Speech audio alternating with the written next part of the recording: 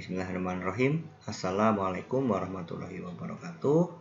Kali ini kita akan membahas berkaitan dengan pilar-pilar Uni Eropa yang ada 3 pilar ya. Pilar-pilar ini menjadi fondasi ya dari adanya Uni Eropa, merupakan sebuah organisasi supranasional ya yang terdiri dari berbagai negara-negara di hampir semua negara di benua Eropa yang secara umum sudah mengintegrasikan berbagai aspek-aspek berbagai kuasa atau kekuasaan ya yang seharusnya itu berada di level domestik diangkat menjadi di level supranasional ya. Nah, menarik sekali membahas pilar-pilar ini karena pilar-pilar inilah yang menjadi fondasi ya dalam berbagai kebijakan-kebijakan, berbagai peraturan-peraturan ya yang ada dan diilhami serta diikuti oleh berbagai negara-negara yang ada di Uni Eropa seperti itu. Nah, nanti akan ada 3 aspek, akan ada 3 pilar, dan mereka menaungi aspek-aspek yang spesifik, dan nanti akan kita lihat ya berbagai definisi, implementasi ya, serta berbagai project-project ya yang dilakukan di dalam pilar-pilar tersebut ya. Pilar-pilar apa saja itu? Nah, ini akan kita bahas. Terdapat 3 pilar ya. Pilar pertama adalah European Communities ya, atau disingkat ICI. Yang kedua adalah Common Foreign and Security Policy, disingkat CFSP. Yang ketiga Police and Judicial Cooperation in Criminal Matters atau PGCC. Jika teman-teman lihat 3 aspek ini ya, 1, 2, 3 ini punya konteksnya masing-masing ya. European Communities ini berbicara berkaitan dengan ekonomi dan juga berbagai aspek-aspek lain ya. Walaupun pertamanya dia dibuat untuk membuat sebuah kerjasama di bidang ekonomi, tapi karena berhasil ya, dia melebar ya untuk mengurusi berbagai kerjasama lain ya di bidang selain ekonomi ya, sosial, budaya, politik, dan lain sebagainya ya. Yang kedua ini bisa dilihat ya dari namanya, ini adalah aspek Foreign and Security Policy ya. Jadi berbicara soal kebijakan eksternal Eropa dan juga kaitannya dengan keamanan kawasan ya. Jadi ini konteks yang lebih high politics ya, dan juga sangat-sangat strategis ya teman-teman lihat ya. Nah, yang ketiga Police and Judicial Cooperation in Criminal Matters, ini aspek yang sangat spesifik, berbicara soal kerjasama dan peraturan-peraturan ya yang membahas soal hukum dan juga soal kriminal ya. Jadi keamanan konteksnya juga, tapi lebih ke keamanan di dalam kawasannya. Kalau ini keamanan keluar ya, keluar Uni Eropa, jadi hubungannya atau dinamika keamanannya antara Eropa dengan negara-negara di sekitar Eropa. Kalau yang ketiga ini lebih ke keamanan di dalam Uni Eropanya dan berbagai kerjasama yang berkaitan dengan hukum dan juga pemberantasan kejahatan yang juga terjadi di Uni Eropa. Nah, ini akan kita bahas semuanya satu-satu. Yang pertama, kita akan membahas dulu European Communities ya. Terdiri dari apa saja European Communities itu? Nah, ini terdiri jadi dari 3 hal ya. Yang pertama European Community, ya, yang kedua European Coal and Steel Community (ECSC) ya, yang itu juga akhirnya sudah expire di tahun 2022, dan yang ketiga European Atomic Energy Community atau Euratom ya. Secara umum menghandle berbagai kebijakan-kebijakan dan juga kerjasama di bidang ekonomi, sosial, dan juga lingkungan ya. Nah, ini adalah European Community. Nah, kira-kira apa saja sih berbagai kebijakan-kebijakan yang dihandle Uni Eropa ya? Ini merupakan contoh-contohnya ya. Yang pertama, kebijakan ekonomi, sosial, dan lingkungan. Di kebijakan ekonomi ya, berbagai kebijakan-kebijakan ini atau berbagai kerjasama yang dilakukan di European Community membuat sebuah pasar besar ya. Jadi kalau misalnya dari kemarin ada modul berkaitan dengan pembuatan pasar, satu buah pasar besar terintegrasi, yaitu memang ranahnya European Community ya. Yang akhirnya ya menghasilkan ya atau menjadi 3 besar ekonomi dunia ya. Nah, Uni Eropa itu menjadi pangsa pasar dan juga menjadi negara ya dengan ekonomi terbesar ketiga setelah Amerika Serikat dan Cina ya.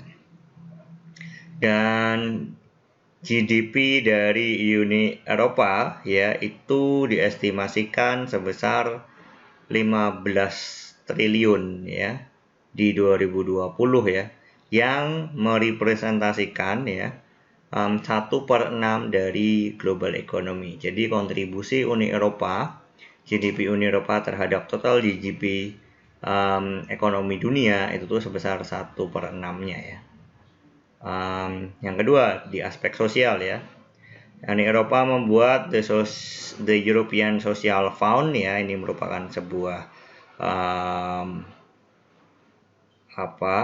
bantuan ya, talangan bantuan ya, yang dibuat ya merging the existing European Social Fund with the EU Fund for European Aid to the Most Deprived ya, FEAD.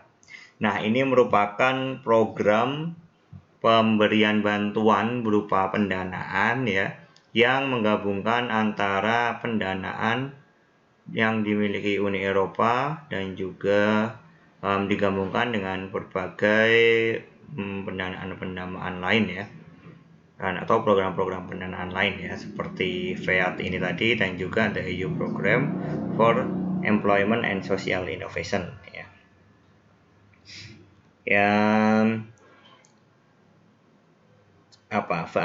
Alat-alat instrumen ini ya atau pendanaan ini itu tujuannya adalah mensupport berbagai permasalahan ekonomi ya, dan juga permasalahan sosial ya di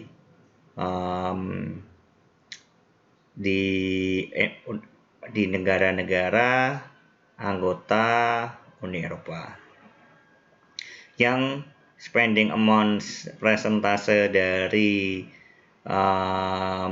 dana ini itu tuh berkontribusi sebesar 10% dari total dana Uni Eropa. Jadi Uni Eropa memang sangat berkomitmen untuk meningkatkan pertumbuhan ekonomi ya. Salah satunya adalah dengan tidak membiarkan negara-negara lain yang ada di Uni Eropa tertinggal. Nah, salah satunya pembuatan dari founding European Social Founding ini ya, digabungkan dengan FEAD ya, Fund for European Aid to the Most Deprived, dan the EU Program for Employment and Social Innovation. Ini digabungkan menjadi sebuah pendanaan besar untuk diberikan kepada negara-negara anggota Uni Eropa ya yang mengalami krisis ekonomi, dan sebagai sebuah booster ya untuk perekonomian mereka, sehingga diharapannya bisa menjadi lebih baik ya sebagai sebuah usaha untuk menstimulus ya pertumbuhan ekonomi di negara tersebut. Nah, ini merupakan tanggung jawab dari European Community ya. Yang terakhir, environmental, jadi di aspek lingkungan hidup ya. Di dalam pilar ini ya, Uni Eropa dianggap sebagai institusi internasional yang memiliki hukum lingkungan hidup yang paling ekstensif ya, yang paling besar, paling komprehensif, dan juga paling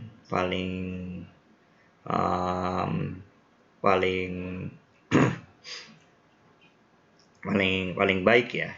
The environmental policy significantly intertwined with other international and national environmental policies ya.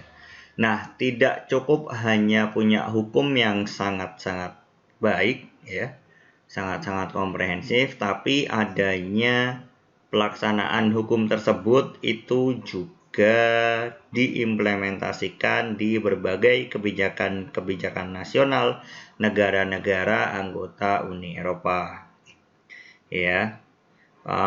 Dan berbagai isu-isu berkaitan dengan lingkungan hidup ya secara berkala diangkat ya di dalam legislasi ya, dalam perdebatan di legislatif organizations di Uni Eropa ya.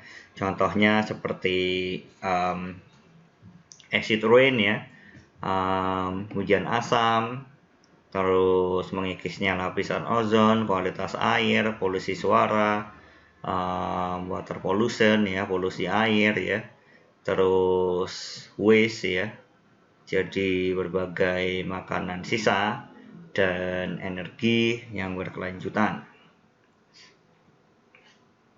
Ya, jika dihitung ya, adanya kebijakan-kebijakan yang berkaitan dengan lingkungan hidup di bawah pilar ini ya, itu mencapai 500 peraturan dan juga kebijakan serta berbagai arahan-arahan berkaitan dengan lingkungan hidup seperti itu. Wah, ini luar biasa, sangat baik sekali menurut saya ya. Berbagai kontribusi pilar pertama di dalam lingkungan, dalam aspek lingkungan hidup ya. Oke, masuk ke pilar 2 yaitu Common Foreign and Security Policy atau CFSP ya. Seperti yang saya bilang ini, Common Foreign and Security Policy ini aspeknya adalah kebijakan luar negeri dan keamanan kawasan yang sifatnya melihat keluar ya. Jadi melihat keamanan Uni Eropa dan juga dinamikanya terhadap negara-negara di sekitar Uni Eropa ya. The Common Foreign and Security Policy ya, ini merupakan kebijakan luar negeri dan security yang common ya, yang dibuat bersama ya, disetujui bersama ya. Sudah pasti disepakati ya oleh negara-negara kawasan yang fokus utama dari adanya kebijakan ini adalah untuk security and defense diplomacy and actions ya. Ngebahas soal kebijakan berkaitan dengan keamanan, diplomasi, pertahanan, dan juga aksi-aksi merespon berbagai isu-isu hubungan internasional yang terjadi di kawasan. Ya, CFSP deals only with a specific part of the EU's external relations, which domains include mainly trade and commercial policy, and other areas such as funding to third countries ya. The EU joint foreign and security policy designed to resolve conflict and foster international understanding is based on diplomacy and respect for international rules, trade, humanitarian aid, and development cooperation also play an important role in EU's international role ya. Jadi meskipun merespon kebijakan keamanan dan kawasan ya, yang pertama yang perlu di highlight adalah bahwa Uni Eropa mempromosikan ya atau mengutamakan berbagai kebijakan-kebijakan yang ada hubungannya dengan negara-negara sekitar ya. Pertama adalah berkaitan dengan kerjasama perdagangan, kebijakan-kebijakan terkait serta pendanaan di negara dunia ketiga ya. Lalu berbagai values ya dari Uni Eropa yang di pertemuan sebelumnya kita bahas itu juga diangkat ya. Jadi berbagai kebijakan utamanya adalah dibuat untuk menyelesaikan berbagai permasalahan-permasalahan internasional ya, mendorong adanya international understanding ya atau kesamaan pendapat di fora internasional yang berbasis diplomasi serta penghormatan terhadap hukum-hukum peraturan-peraturan internasional, kerjasama serta berbagai berbagai bantuan-bantuan untuk menyelesaikan permasalahan-permasalahan humanitarian ya atau permasalahan kemanusiaan serta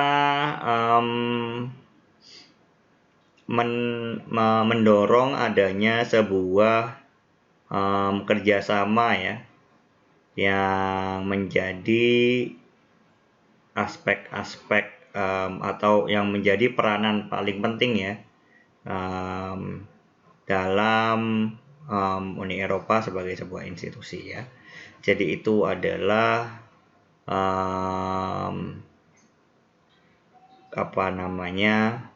motivasi dari adanya kebijakan yang dibuat ini. Nah, lalu apa saja tujuannya? Tadi adalah motivasinya, yang sekarang adalah tujuannya atau goals dari adanya Common Foreign and Security Policy ini. Yang pertama, preserve peace pasti ya, yaitu menjaga tatanan atau menjaga kedamaian yang ada. Yang kedua, strengthen international security, memperkuat keamanan internasional. Yang ketiga, promote international cooperation, ya, mempromosikan kerjasama internasional. Yang terakhir, develop and consolidate demokrasi, rule of law, and respect for human rights and fundamental freedoms. Ya. Yang pasti juga membangun dan mengkonsolidasikan demokrasi, ya, penegakan hukum, penghormatan terhadap HAM, dan juga berbagai kebebasan-kebebasan fundamental dari manusia. Nah, ini merupakan goals ya atau tujuan dibuatnya kebijakan-kebijakan tersebut dari CFSP yang merupakan pilar kedua dari Uni Eropa. Nah, lalu selanjutnya the EU maintain partnership with the world key player, including emerging power and regional groups. It seeks to ensure that these relationships are based on mutual interest and benefit. Apa yang dilakukan di pilar ini ya, selanjutnya adalah menjaga berbagai kerjasama antara Uni Eropa dan berbagai aktor-aktor internasional yang penting ya, yang menjadi kunci ya, dan juga menjaga kerjasama terhadap emerging powers ya, kekuatan-kekuatan baru di dunia serta berbagai aktor-aktor regional grup yang lain ya, yang bertujuan untuk menjaga kerjasama ini ya berdasarkan adanya kepentingan bersama dan juga adanya benefit ya yang dirasakan semua pihak ya. Karena AU has no standing army ya, karena AU itu sebuah institusi di mana tidak ada atau tidak memiliki pasukan bersenjata sebenarnya secara institusi ya, tidak memiliki pasukan. Jadi adanya keamanan ya yang ada di AU itu bergantung sekali kepada sebuah kelompok atau sebuah pasukan yang sifatnya ad hoc ya, yang dikirim oleh negara-negara member dari AU itu sendiri ya.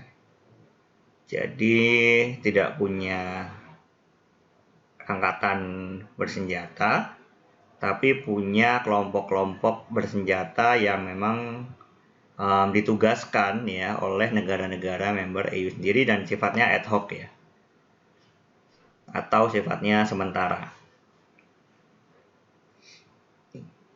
Nah, kelompok pasukan bersenjata ini ya secara reguler dikirimkan di berbagai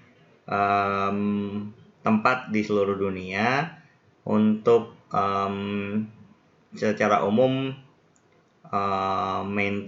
untuk humanitarian actions ya, misi-misi kemanusiaan seperti contohnya preserve law and order, participate in peacekeeping effort, provide humanitarian aid to affected population ya. Jadi melihat ya secara umum untuk misi-misi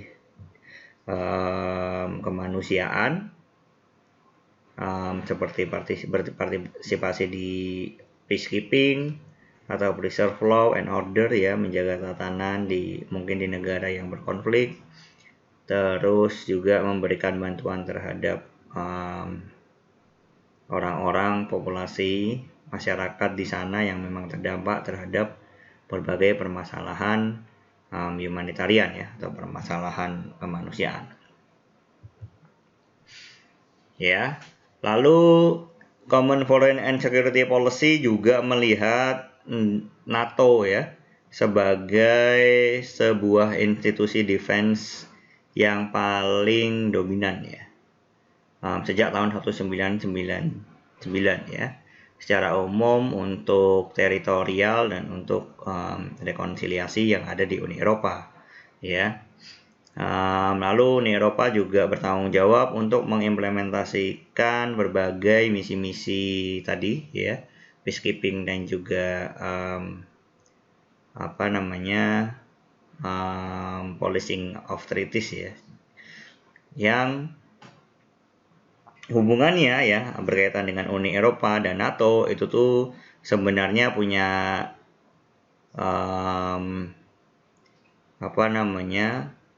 punya ranahnya sendiri-sendiri, tapi tetap berhubungan satu sama lain ya.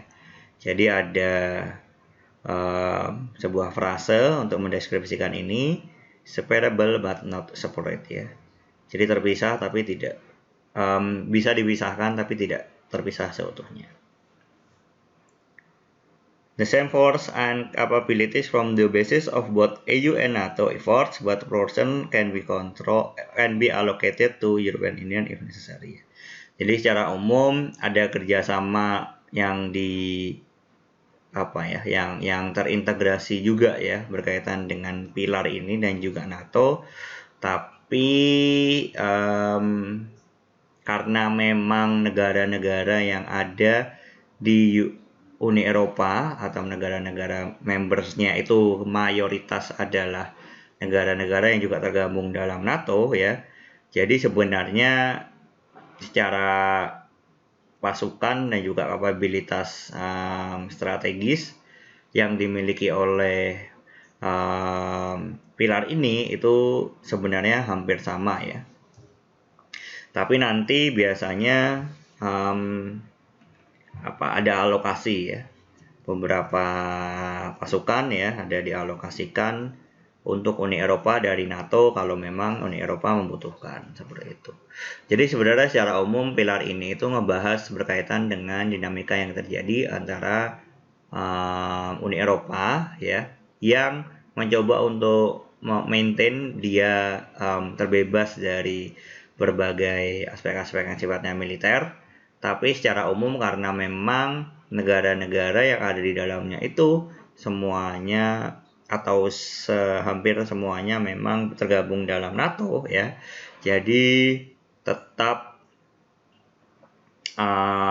sama saja ya, troops atau pasukan yang akhirnya dikirim itu adalah pasukan yang juga punyanya NATO ya. Tapi secara administratif memang terpisah ya, Common Foreign and Security Policy-nya. Seperti itu. Oke. Lanjut ke pilar yang terakhir yaitu Police and Judicial Cooperation in Criminal Matters ya. Pilar ini adalah kerjasama ya yang ditujukan untuk berbagai permasalahan hukum dan juga permasalahan kriminal ya yang terjadi di berbagai belahan tempat ya, berbagai tempat maksudnya di kawasan Uni Eropa ya. Dibuat tahun 1999 tapi namanya dulu Cooperation in Field of Justice and Home Affairs ya.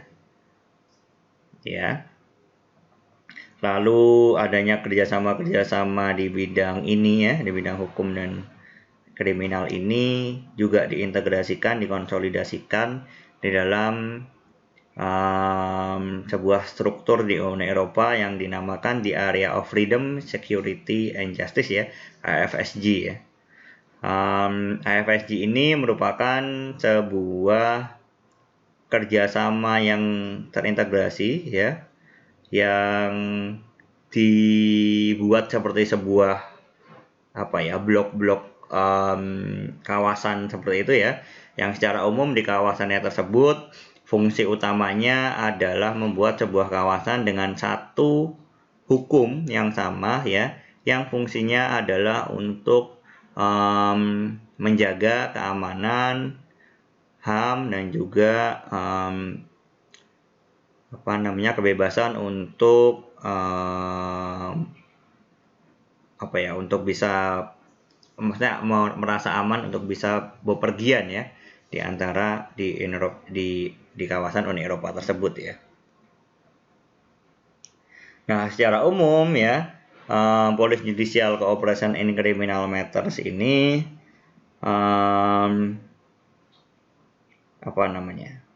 fokus on cooperation in law enforcement ya. Fokus utamanya adalah untuk menekankan kerjasama yang fokusnya adalah mengimplementasikan hukum-hukum yang berlaku di situ ya. Dan ini merupakan masalah hukum ya, jadi hukum ini sifatnya hukum supranasional ya. Yang menariknya adalah di Uni Eropa itu ada hukum supranasional dan ada hukum nasional. Nah, adanya the Area of Freedom, Security and Justice ini adalah usaha untuk menekan negara-negara anggota Uni Eropa untuk bisa mengimplementasikan hukum-hukum supranasional di atas hukum negaranya untuk berbagai kepentingan-kepentingan tadi ya. Nah, ASFJ ini ya itu mengcover berbagai harmonisasi hukum ya, of private international law, extradition agreement between member states, policies and internal and external border control, common travel visa, immigration, asylum policies, and police and judicial cooperation ya. Secara umum itulah ada harmonisasi yang dilakukan di dalam kerjasama antara negara-negara di Uni Eropa ya, berkaitan dengan kesepakatan ekstradisi antara negara, terus membahas soal internal dan external border control ya, dan polisi yang menjaganya, terus kesamaan kebijakan berkaitan dengan perjalanan dan visa, tentang imigrasi ya, kebijakan pencarian asilum, pencarian suaka, dan juga kerjasama berbagai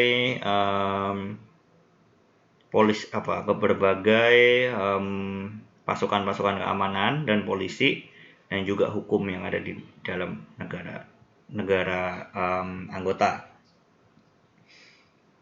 Nah, as internal border have been removed within the EU, cross-border police cooperation has had to increase to counter cross-border crime. Jadi karena memang sudah tidak ada border di antara, atau tidak ada batasan di antara negara-negara yang ada di EU, ya, maka perlu ada kerjasama yang dilakukan oleh instansi kepolisian, ya, yang ada di sana untuk mengcounter instansi kriminal ya, yang sifatnya lintas batas. Nah, ada 3 project ya dari Judicial Cooperation on Criminal Matters and Police ini ya, kerjasama kepolisian dan juga kerjasama hukum dalam menangani kriminal ini. Ada European Arrest Warrant, ada Schengen Area, sama ada Frontex ya. Itu merupakan project yang ada di dalam pilar ini, yang secara umum ngebahas tadi ya, berbagai aspek-aspek berkaitan dengan pencegahan terhadap kriminal lintas batas, dan juga kebijakan berkaitan dengan menjaga keamanan yang ada di kawasan. European Arrest Warrant ya, itu merupakan sebuah proyek yang valid di seluruh negara Uni Eropa ya, yang fungsinya adalah negara-negara yang ditunjuk untuk akhirnya melakukan European Arrest Warrant ya, itu harus mengirimkan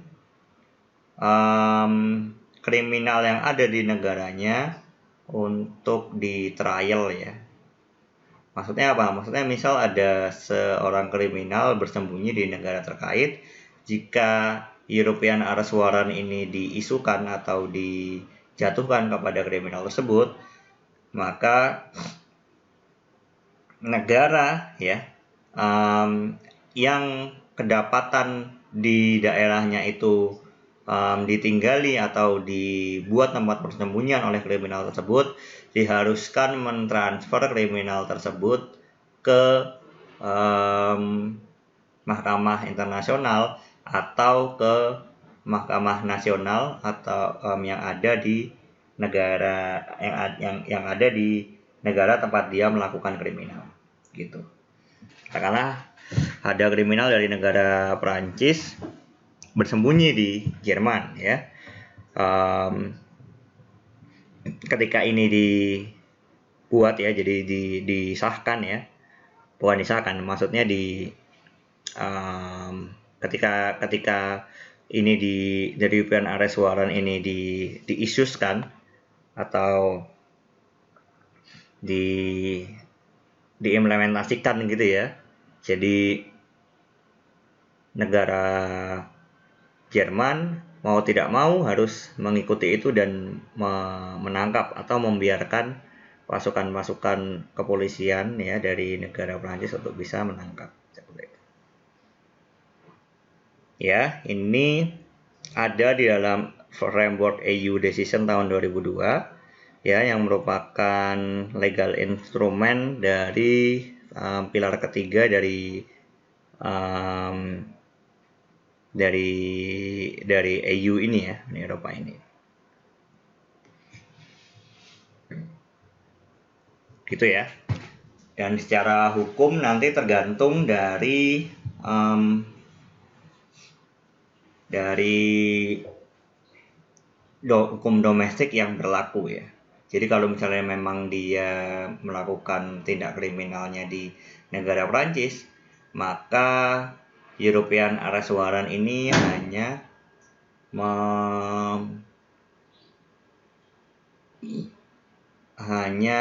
fokus untuk akhirnya mengekstradisi ya, memulangkan kriminal yang ada di negaranya untuk masuk atau kembali ke Prancis seperti itu ya. Seperti itu. Dan nanti untuk bagaimana hukum yang berlaku nanti tergantung hukum domestik dari negara Prancis itu sendiri. Nah, yang kedua adalah proyek Schengen Area ya. Secara umum Schengen Area ini merupakan yang biru ini ya.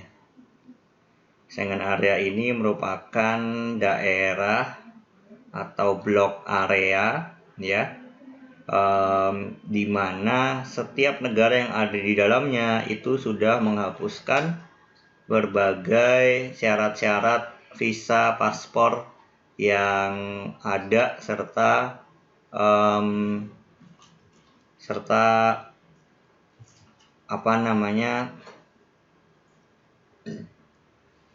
batas-batas negaranya itu sudah dihapuskan ya. Jadi tidak ada lagi jurisdiksi berkaitan dengan penggunaan travel visa dan juga paspor ya.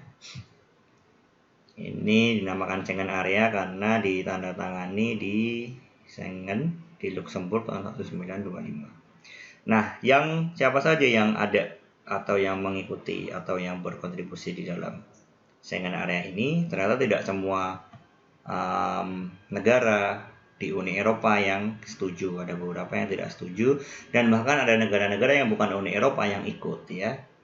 Nah, ini dari 27 member, ada 22 partisipan dari Schengen Area ya. Ada 5 member EU tidak ikut partisipasi ya. Yang 4 adalah Bulgaria, Kroasia, Cyprus dan Romania. Tapi memang diusahakan untuk ikut di kedepannya. Irlandia tetap tidak mau ikut ya, dia punya opsi untuk keluar, makanya dia tidak ikut.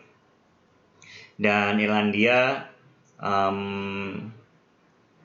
memiliki kebijakan visa untuk masuk di negaranya sendiri ya. Lalu ada 4 negara yang bukan dari Uni Eropa ya, tapi dia ikut kerjasama Free Trade Association, European Free Trade Association, yaitu Islandia, Liechtenstein, Norway sama Switzerland ya, yang bukan bagian dari Uni Eropa tapi ikut Schengen Area ya. Jadi ikut masuk ke dalam ini walaupun mereka bukan member dari Uni Eropa. Lalu ada 3 negara microstate yang ada di Uni Eropa, yaitu Monaco, San Marino, dan Vatikan, yang maintain open border for passenger traffic with their neighbors and are therefore considered to be de facto members for the Schengen area due to the practical impossibility of travel to or from them without transiting through at least one Schengen member country. Ya, jadi ada 3 negara microstate, Monaco, San Marino dan Vatikan yang ikut gabung ke Schengen area sebagai de facto member ya. Karena kesulitan untuk masuk ke negara-negara mereka ya, kalau misalnya nggak ngelewatin Schengen area ini gitu. Jadi mau nggak mau untuk masuk ke negara mereka ya harus ikut Schengen area ini ya, makanya mereka jadi ikut aja lah gitu untuk mempermudah passengersnya atau para pelancong yang ingin bepergian ke sana ya. Inilah yang dikatakan hilangnya borders di antara negara-negara di Uni Eropa. Mayoritas negara-negaranya sudah menghilangkan bordersnya, jadi distribusi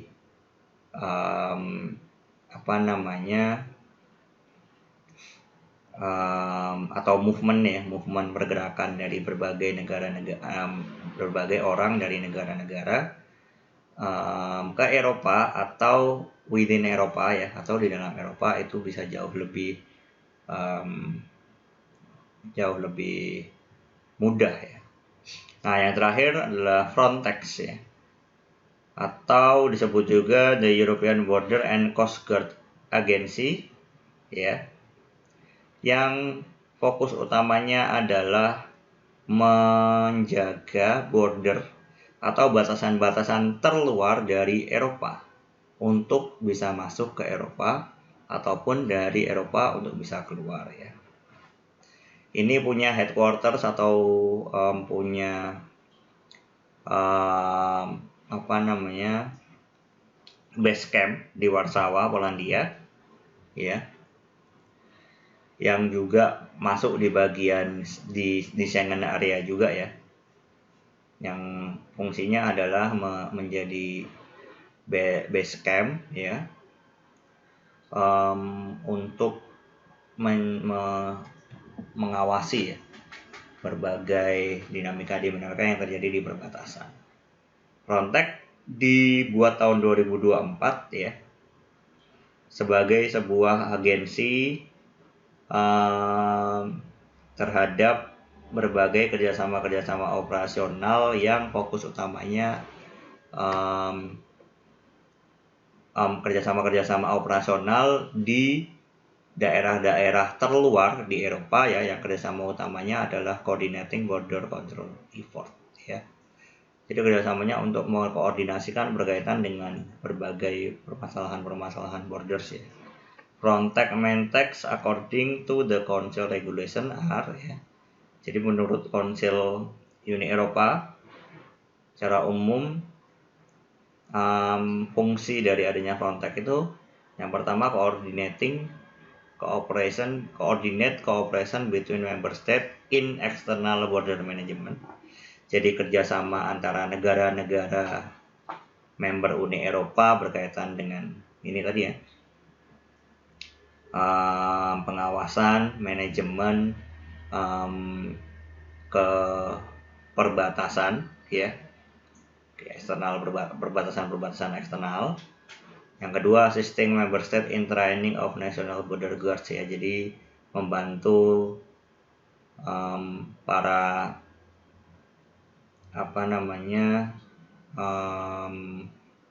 pasukan keamanan, membantu para negara-negara member Uni Eropa ya untuk melatih penjaga perbatasan gitu ya, maksudnya polisi perbatasannya gitulah kalau di Indonesia ya. Carrying out risk analysis ya, menganalisa berbagai resiko-resiko yang terjadi dalam isu-isu yang terjadi di perbatasan. Following research relevant for the control and surveillance of external borders ya, melakukan penelitian berkaitan dengan pengawasan dan juga kontrol terhadap external borders, kawasan eksternal. Helping member state requiring technical and operational assistance at external borders ya, sama ya, membantu negara member untuk mendapatkan berbagai bantuan teknik dan operasional. Providing member state with the necessary support in organizing joint return operation ya, secara umum membantu negara member Uni Eropa untuk mendapatkan untuk mengorganisasi berbagai operasi pengawasan ya, operasi pengawasan di perbatasan terluar di Uni Eropa. Nah, itu merupakan pilar-pilar yang ada di dalam Uni Eropa, teman-teman ya. Jadi saya simpulkan ada 3 pilar ya, European Communities. Ini kerjasama di aspek-aspek ekonomi, lalu masuk juga ke aspek-aspek sosial dan lingkungan. Terus ada yang kedua, Common Foreign and Security Policy ya. Ini merupakan kerjasama untuk membuat sebuah kebijakan bersama berkaitan dengan kebijakan-kebijakan luar negeri dan juga kebijakan-kebijakan yang berkaitan dengan keamanan kawasan. Yang ketiga, Police and Judicial Cooperation in Criminal Matters adalah kerjasama ya, pilar ketiga merupakan kerjasama terintegrasi, kerjasama yang fokus utamanya adalah untuk administrasi dan juga regulasi berkaitan dengan berbagai kemungkinan-kemungkinan yang terjadi soal tindak pidana kriminal yang dilakukan oleh masyarakat atau orang atau oknum di Uni Eropa, dan juga berbagai regulasi serta alur penghukumannya seperti itu. Jadi nanti kerjasama polisinya seperti apa, terus untuk menangkal berbagai aksi kriminal, kerjasama hukumnya seperti apa, hukum ekstradisinya atau pemulangannya seperti apa, terus nanti trial atau persidangannya seperti apa. Nah, itu dibahas di pilar ini.